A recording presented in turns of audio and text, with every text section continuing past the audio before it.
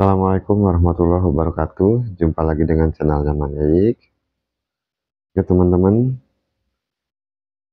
ada teman saya ya yang masih penasaran ingin membuat channel YouTube dan dia bertanya, Mang, kalau membuat konten tuh kita harus bisa ngedit nggak sih? Gitu. Ah, kalau videonya seperti saya ini mah paling ngedit juga sedikit ya. Ngedit hanya istilahnya dari warna atau kontras gitu ya. Yang mungkin kalau aslinya seperti ini lalu saya edit jadi seperti ini. Nah, cuma seperti itu aja ya. Ini cuma kalau misalkan kontennya seperti saya ini. Beda lagi kalau misalkan memang tutorial yang seperti channel saya satunya. Memang itu butuh editan ya. Tapi editan seperti itu juga tidak harus kita itu langsung bisa gitu. Atau misalkan kita tuh harus memang benar-benar pokoknya sebelum kita membuat konten YouTube atau membuat channel YouTube itu kita harus bisa edit. Enggak juga. Karena di awal saya membuat channel juga saya nggak bisa edit ya. Malahan channel kedua saya itu saya buat karena saya ingin belajar edit video. Lalu saya buat channel editan seperti di channel saya yang kedua. Sebenarnya itu tuh bukan masalah saya ingin membuat channel ya. Tapi saya itu yang pertama niat saya udah bisa. Terus saya divideokan saja gitu, diabadikan saja lah atau didokumentasikan aja gitu. Nah setelah saya dokumentasikan ternyata ada pemikiran kalau ada baiknya gitu, ada baiknya sama saya itu dibikinkan channel. Jadi ya saya bikin channel, lalu video-video editan saya itu ya saya upload aja di channel kedua saya. Dan alhamdulillah channelnya bisa berkembang ya. Tapi di awal-awal ya jujur aja, bukan saya ngomong bohong. Kalau untuk masalah editan ya saya belajar sambil berjalan aja. Nggak ujuk-ujuk saya bisa edit, bukan. Tapi karena saya itu memang belajar dulu, belajar di awal gitu. Supaya saya itu istilahnya video-videonya itu ya lebih inilah, lebih terlihat bagus walaupun merekam di HP-HP biasa gitu. Ya namanya HP-HP cuma RAM 2, RAM 3, udah. Kamera juga kamera abal-abal gitu. Ya gimana mau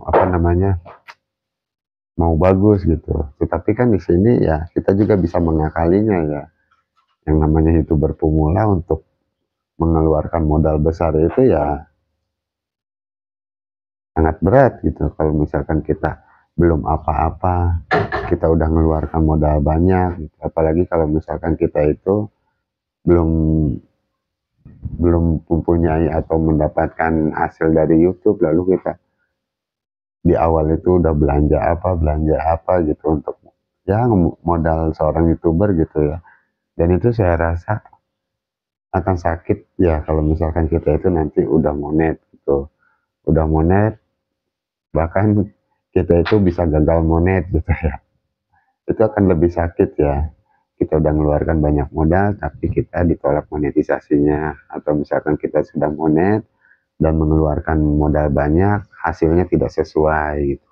Itu kan banyak juga. Dan di sini teman-teman yang seangkatan saya juga banyak yang dulu waktu awal-awal membuat channel itu semangatnya semangat benar-benar semangat 45.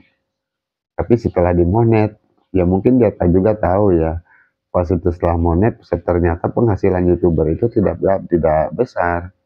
Malahan yang ada ya buat jajan aja masih kurang gitu. Itu untuk mendapatkan istilahnya gaji pertama aja istilahnya sampai cungkir balik juga masih aja nggak ini ya, nggak sesuai gitu. Ya buat teman-teman kalau misalkan kalian hanya berpikir ya dan kebanyakan berpikir, ya keinginan kalian itu tidak akan jalan-jalan ya, atau misalkan keinginan kalian itu tidak akan tercapai.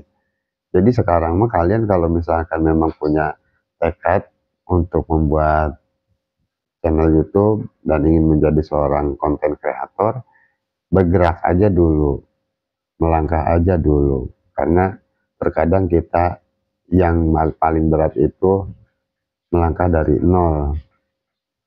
Jadi akan terasa sulit kalau misalkan kita hanya memikirkan, terus bertanya lagi, memikirkan lagi, bertanya lagi, kapan kita geraknya gitu ya, dan kapan kita tahu hasil dari kita sendiri. Misalkan kita tuh ya menurut kita sendiri kita bisa gitu, dan kita mampu membuat channel YouTube. Tapi karena banyak pikiran gitu, banyak teori yang istilahnya kita itu terlalu banyak belajar ke sana kemari. Akhirnya kita itu tidak jadi untuk membuat channel YouTube. Nah, seperti itulah yang istilahnya teman-teman tuh harus belajar ya, harus dipelajari. Dan semoga ada pembelajarannya ya dari video ini buat teman-teman. Dan semoga bermanfaat. Sampai jumpa di video-video selanjutnya. Saya akhiri. Wassalamualaikum warahmatullahi wabarakatuh.